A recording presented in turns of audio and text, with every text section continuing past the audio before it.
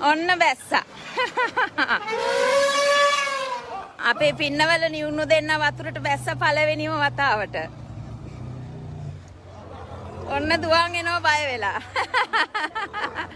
චුට්ටක් එක්සයිට් වෙලා. ඔන්න ආයිත් යනවා.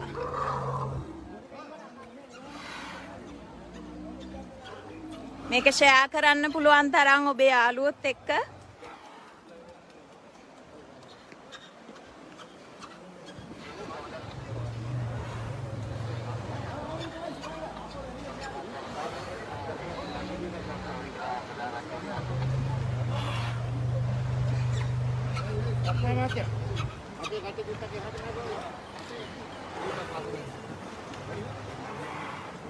අපේ කණ්ඩායමේ රත්නායක අපේ කණ්ඩායමේ හැමෝටම මේක හරිම ආශ්චර්යමත් එක්සයිටිං දවසක්.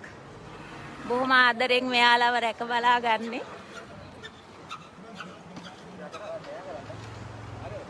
ඔබට ඇහෙනවා ඇති පැටව් දෙන්නගේ සද්දේ.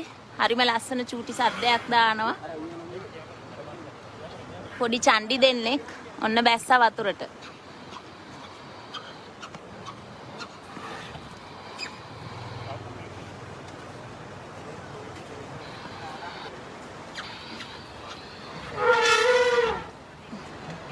පුළුවන් තරම් ෂෙයා කරන්න. ලංකාවේ විතරක් නෙමෙයි ලෝකෙම පළවෙනි වතාවට සිද්ධ වෙන සිදුවීමක්.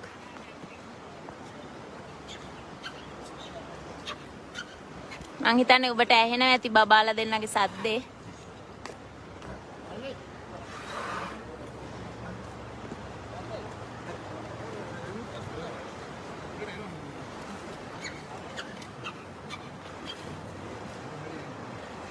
අපි මෙයාලව මෙච්චර කල් වතුරට දැම්මේ නෑ.